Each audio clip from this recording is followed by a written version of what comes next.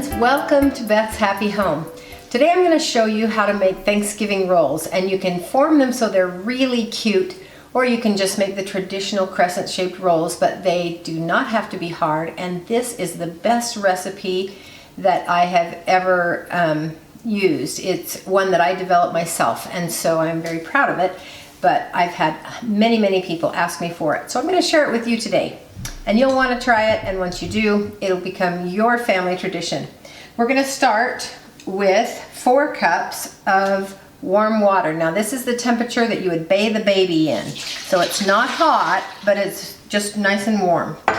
So to 4 cups of water, I'm going to add 2 tablespoons of active dry yeast.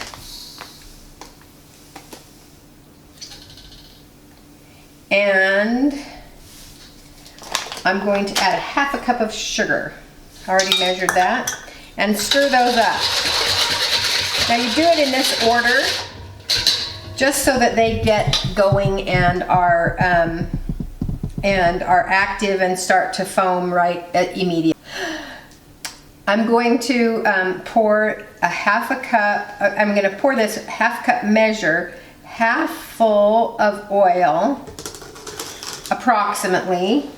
And then I'm going to spoon in some butter flavored shortening. It doesn't have to be butter flavored. It will work just fine if it's regular shortening. Don't use lard because the lard is going to affect the flavor a little bit. And I know in the South there are still lots of cooks that like to use lard, but I don't recommend it. So there you go. So the shortening and the oil together equal a 1/2 cup of fat source. If you are wanting to be a little bit more healthful in this recipe, you'll want to just use oil. And you can see that the shortening is going to soften and break up a little bit, melt in that warm water. Then I'm going to add 4 eggs.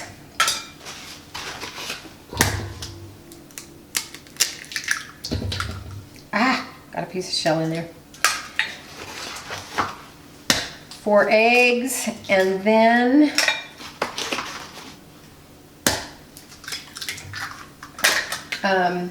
next I'll stir that up just to get that shortening a little bit broken up so that it's not clinging together, and get the eggs kind of incorporated.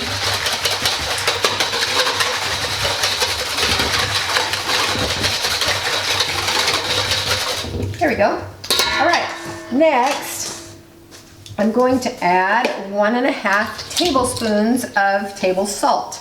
A funny thing happened. My daughter-in-law, Kimberly, is quite a gourmet cook. She's really a talented cook. And she enjoys using sea salt. And so she has used sea salt in all kinds of recipes for several years. And because sea salt is not iodized, and it's really our only source of iodine that we have in our diet, iodide I should say, she ended up developing a goiter, which is where the thyroid gland becomes enlarged. Next I'm going to add a heaping cup of mashed potato flakes. These are potato rolls. So now we've got all these ingredients in. The next thing, we'll stir those in so that they're nice and incorporated.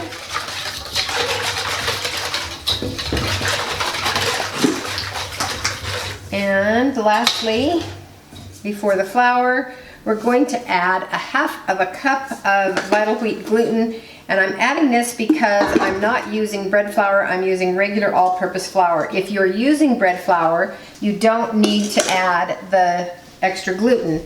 If you're using regular all-purpose flour, you should add the extra gluten. I recommend using the gluten because it makes wheat bread have a better texture. It's just a good thing to have on hand if you're going to be making much bread. So we'll get this all incorporated into a nice batter. And then we're ready to start adding the flour. So I started with 4 cups of water. So I'm going to start with 4 cups of flour.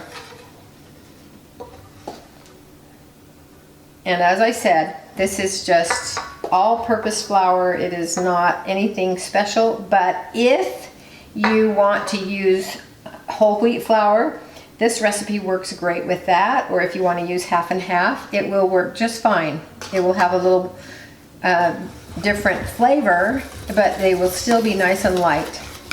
So the 2 changes that you can make without changing the proportions are you can change the fat from shortening and oil to using only some sort of a healthful oil like canola or olive oil. And you can switch out the white flour for whole wheat flour and have wheat rolls instead of just white rolls. So as you can see, this is forming a thick batter, and I'm just going to give it a good stir so that everything is incorporated. At this point, you don't want to agitate roll dough any more than you have to. With bread, it's the opposite. You put the mixer on and let it go, and or you knead it with your hands because that develops the chewy texture. But you don't want a chewy texture with dinner rolls. You want a very light, fluffy, airy texture. For this recipe anyway. This recipe also will work just fine if you're making it into sweet rolls, as you'll recognize that it's very similar to what I did when I made the orange rolls in that other video, the orange and raisin or raisin rolls. So now it's got 6 cups of white flour in here, 1 cup of the gluten, the wheat gluten. Gluten is just wheat protein. It's been kind of vilified in recent years, and seems like a lot of people are developing or finding that they are sensitive to it. But gluten is the protein that comes from grain, and so it is a good source of protein. You can make a very high protein bread by adding extra gluten to it. If you're not sensitive to it, which the vast majority of the population is not, that's a really good thing to do, is to beef up the protein in your bread by adding gluten. So that's about another 2/3 of a cup. So we're up to 6 2/3 cups of flour in here. I'm going to take, well, actually, instead of using the oil, I'm going to use a little bit of the shortening because this can is almost empty, and just rub it on my hands so that it doesn't stick too much. And then I'm going to just very gently get this flour incorporated in. I think I will end up at about 7.5 cups of flour in the dough, but you add it carefully and gradually, because you have to kind of be able to tell and feel what the texture is of the dough. You can see this is extremely sticky. It's too sticky to handle, and so I'll add the rest of this cup. That puts us up to 7. And I can feel that that is still not going to be quite enough. So we'll start with an 1/8 cup, and I'll add half of that cup. We're up to 7.5. I think that might just do it. You want a very, very soft dough. And as soon as it has reached that stage of handleability, where you can pick up the whole lump of it in your hands without it dripping out the sides, then you know you've got it ready. You can see how it's gathering together and not as sticky as it was.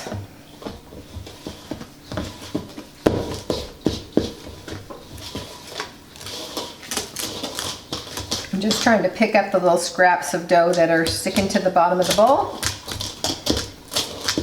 And as soon as that flour is incorporated completely, then I will set this aside. I will cover it with a damp towel and I will let it rise. It'll probably take about an hour. The kitchen is a little bit cool today.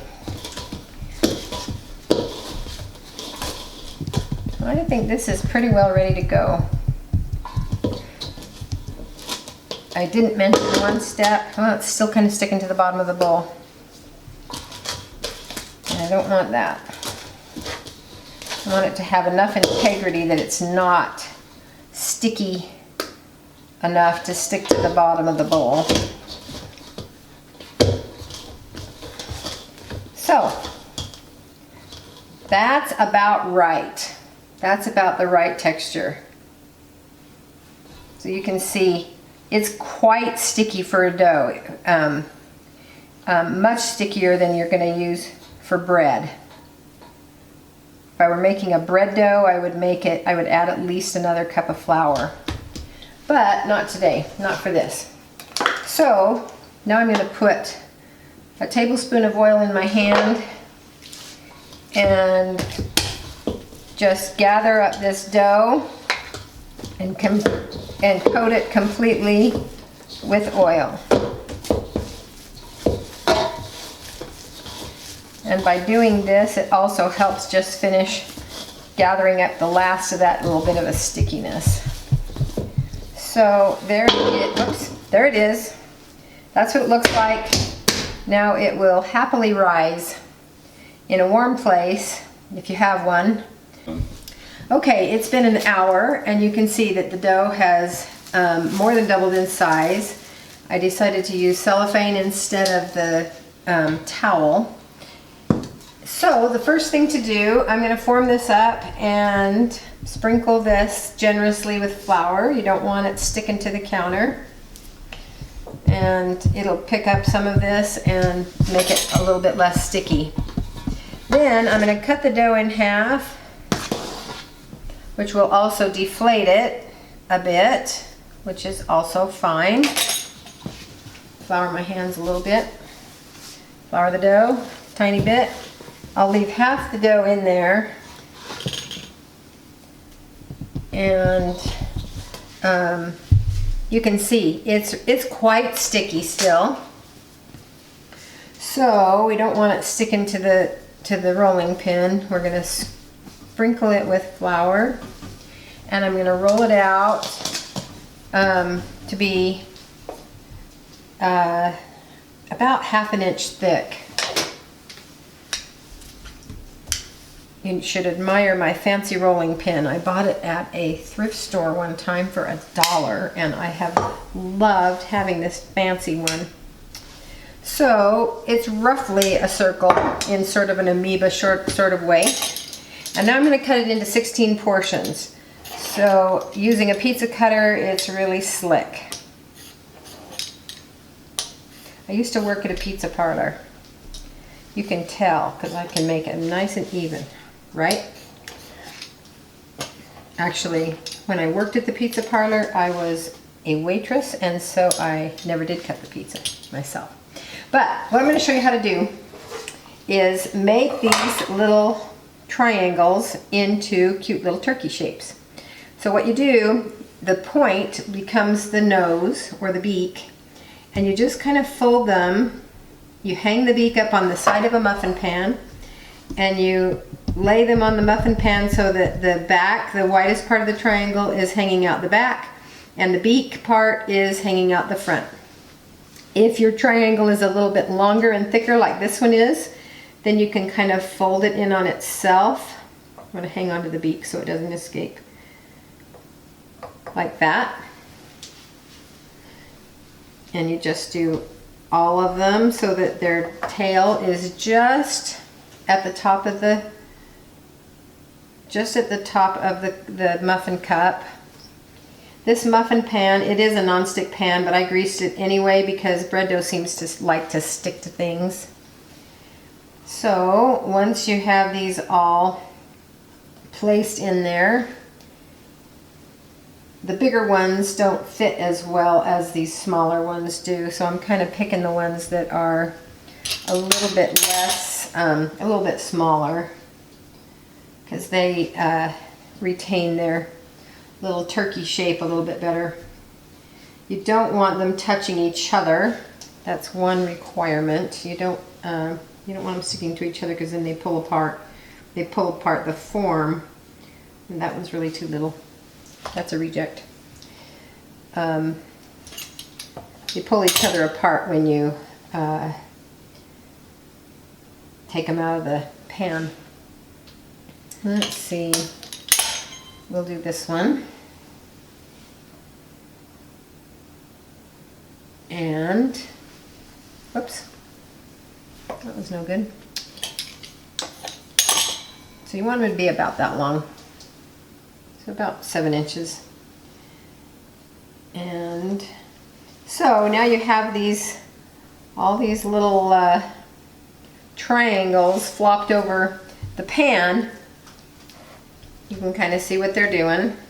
You want to keep their beaks up though, because their beaks might want to kind of settle in, and you don't want the beaks to fall down in because then you won't have a turkey shape.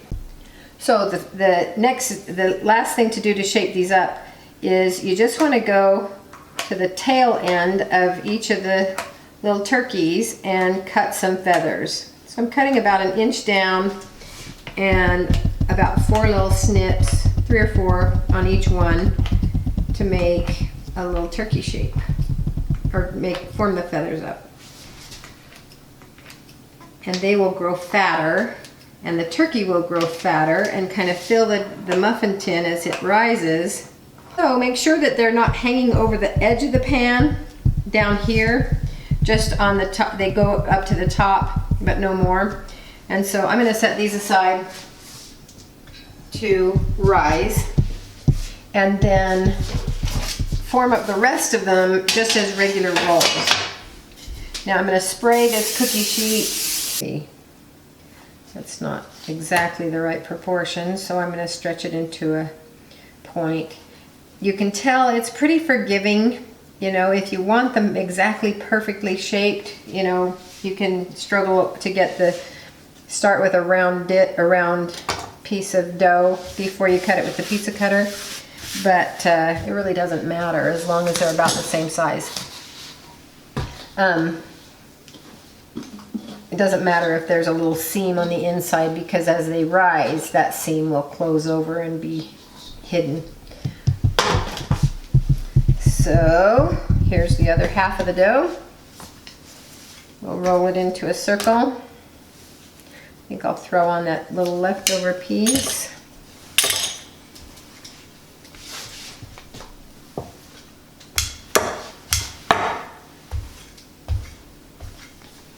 Now, here's another trick.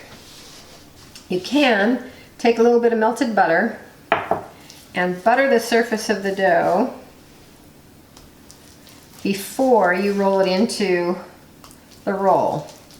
Now, if you have people that are on a diet, they might prefer not to have the butter, but the butter adds a nice little lovely flavor. And you can do it right there.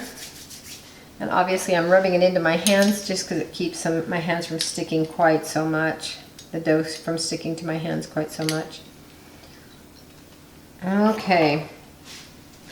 So this isn't as round as it ought to be. So I'm going to cut the triangles kind of at a different angle so that they're approximately the same size. And of course that causes me to end up with kind of a rectangle here. So I'm going to cut it diagonally. And one of these triangles is going the opposite direction, but that's not a problem, obviously. So I'm going to set these rolls and I'll show you what they look like when they're all set and ready to rise. So these are ready to rise. You can see these are already starting to rise. They're already getting a little fat and puffy. Just sitting here on the top of the stove top that's cool. These are set and ready to go. They're not all the same size, but that's okay. They're going to be just fine. And I think they will take about a half an hour to rise. So we're just going to set them by themselves in a warm oven, 100-degree oven, and give them a half an hour. I'll check them and see if they're touching each other. If they are, we'll preheat the oven at that point and they'll be ready to bake.